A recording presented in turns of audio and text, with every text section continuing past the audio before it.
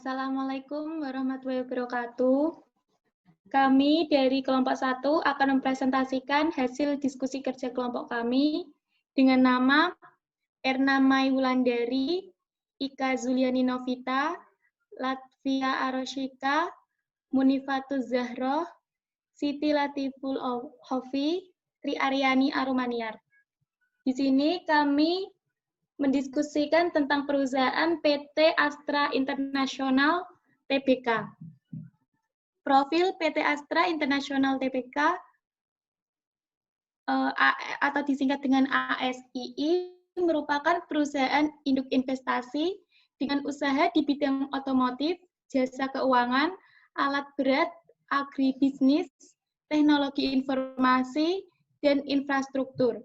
ASII didirikan pada tahun 1957 sebagai perusahaan perdagangan dengan nama Astra International INC.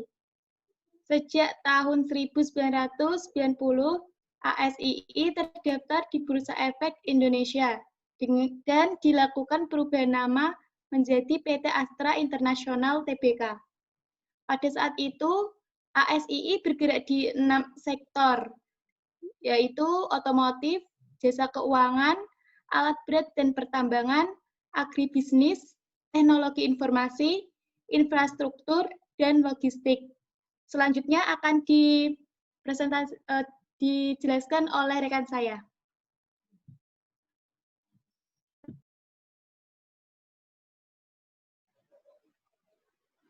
Ada pula visi dan misi dari PT Astra International Tbk.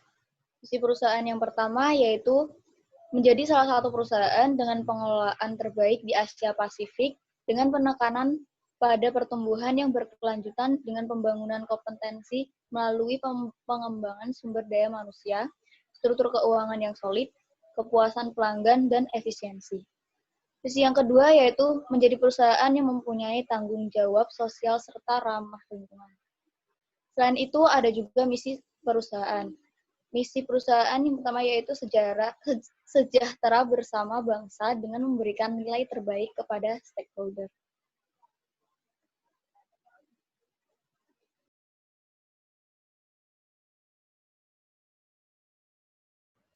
Berikut ini laporan keuangan PT Astra International Tbk. Bisa dilihat di sini ada laporan posisi keuangan konsolidasian pada tanggal 30 September 2020 dan di sini terdapat laporan keuangannya di 31 Desember 2019 tahun lalu. Dan dinyatakan sebagai berikut ini. Kemudian berikut ini ada laporan laba rugi dan penghasilan komprehensif lain konsolidasian untuk periode yang berakhir pada 30 September 2020 dan 2019 yang dinyatakan dalam miliaran rupiah. Kemudian di sampingnya ada laporan laba rugi penghasilan komprehensif lain konsolidasian untuk periode yang berakhir 30 September 2020 dan 2019. Di mana di sini laba per sahamnya sebesar pada tahun 2019 yaitu 392 dan pada tahun 2020 sebesar 347.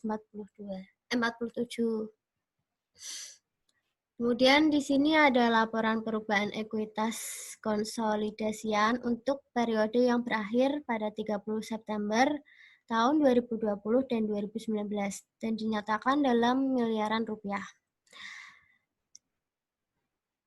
Dan di sini saldo 30 September 2020 bisa dilihat sebagai berikut ini. Kemudian lanjut ke laporan arus kas konsolidasian untuk periode yang berakhir pada 30 September 2020 dan 2019. Di mana kas dan setara kas sebesar pada tahun 2020 46,968 rupiah. Kemudian dari kesimpulan laporan tersebut diperoleh jika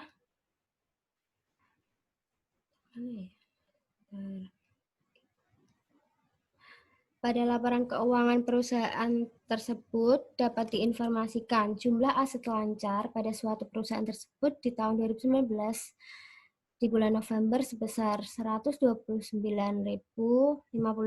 Lalu jumlah aset lancar tahun 2020 sebesar 133.476 sehingga mengalami peningkatan sebesar 3,309%. Lalu jumlah aset tidak lancar tersebut di tahun 2019 sebesar 351.958 dengan mengalami penurunan sebesar 3,03 sehingga di tahun 2020 bulan Desember menjadi 3,41,264. Next. Selanjutnya dijelaskan oleh rekan saya. Selanjutnya, sistem produksi dan sistem informasi akuntansi pada perusahaan. Yang pertama, sistem produksi. Perkembangan industri otomotif di Indonesia terus tumbuh sejalan dengan berkembangnya teknologi dan sistem yang mendukung industri ini. Meningkatnya kebutuhan masyarakat akan kendaraan bermotor yang terus bertambah dari tahun ke tahun merupakan salah satu pemicu percepatan tumbuhnya industri otomotif di Indonesia. Permintaan yang fluktuatif, penciptaan produk terbaik dan berkualitas tinggi dengan harga yang kompetitif menjadi sebuah tantangan tersendiri untuk perusahaan. Aplikasi sistem produksi yang fleksibel menjadi sebuah kebutuhan yang penting bagi sebuah perusahaan untuk menghadapi tantangan seperti ini.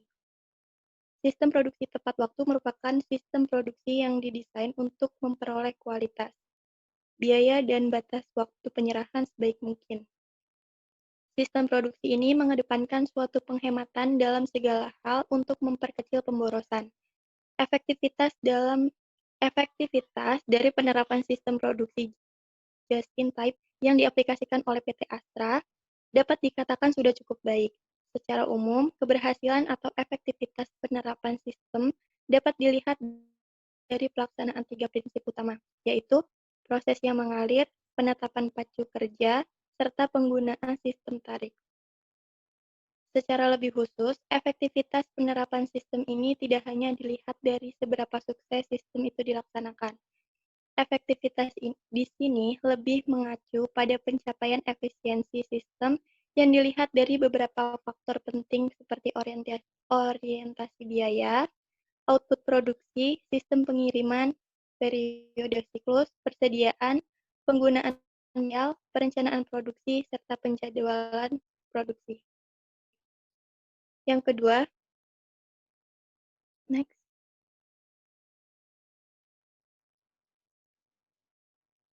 Yang kedua, peranan sistem informasi akuntansi penjualan terhadap peningkatan efektivitas.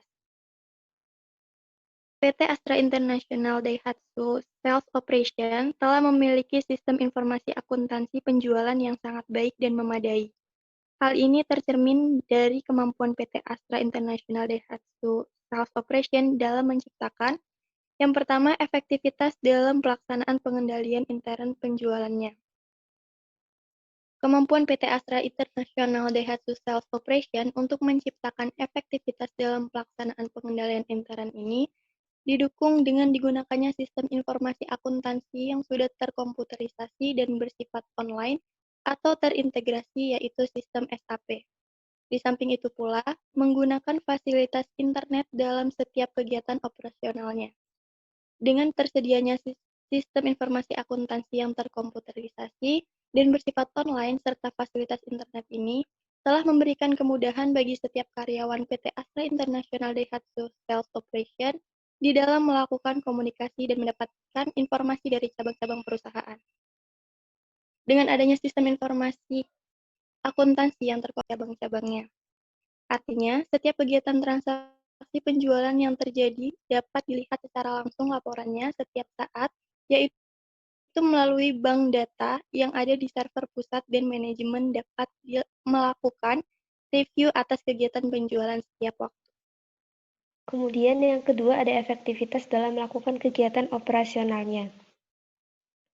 Karena di dalam bagian tidak terdiri atas satu personil saja, tetapi terdiri atas beberapa personil, sehingga pekerjaan dapat dilakukan dengan cepat tanpa adanya terjadinya penumpukan pekerjaan dan dapat menghindari tindakan kecurangan. Dari hal di atas, dapat dikatakan bahwa sistem informasi akuntansi penjualan yang dimiliki oleh PT Astra International Daihatsu Sales Operation mampu meningkatkan efektivitas pelaksanaan pengendalian intern yang mencakup unsur lingkungan pengendalian, penaksiran risiko, aktivitas pengendalian, komunikasi dan informasi, serta pemantauan. Hal ini dapat dilihat dari PT Astra International Daihatsu Sales Operation yang sudah memiliki pengendalian intern yang baik, yang tercermin dalam tercapainya 3 golongan tujuan dari pengendalian intern, yaitu ada efektivitas dan efisiensi operasi operasional perusahaan hari per hari. Sistem informasi akuntansi menyediakan informasi bagi personil untuk membantu mereka dalam melakukan tugas setiap hari dengan efektif dan efisien. Untuk selanjutnya akan disampaikan oleh rekan saya. Selanjutnya, kesimpulan. PT Astra International merupakan perusahaan induk investasi dengan usaha di bidang otomotif, jasa keuangan, alat berat, agribisnis, teknologi informasi, dan infrastruktur. Sistem informasi akuntansi penjualan pada perusahaan memiliki peranan yang sangat penting bagi perusahaan. Dapat dilihat dari sistem informasi akuntansi penjualan yang dimiliki oleh PT Astra International Daihatsu Sales Operation mampu meningkatkan efektivitas pelaksanaan pengendalian intern yang mencakup unsur lingkungan pengendalian, penaksiran risiko, aktivitas pengendalian, komunikasi, dan informasi, serta pemantauan. Hal ini dapat dilihat dari PT Astra International Daihatsu Sales Operation yang sudah memiliki pengendalian intern yang baik, yang tercermin dari tercapainya 3 golongan tujuan dari pengendalian intern.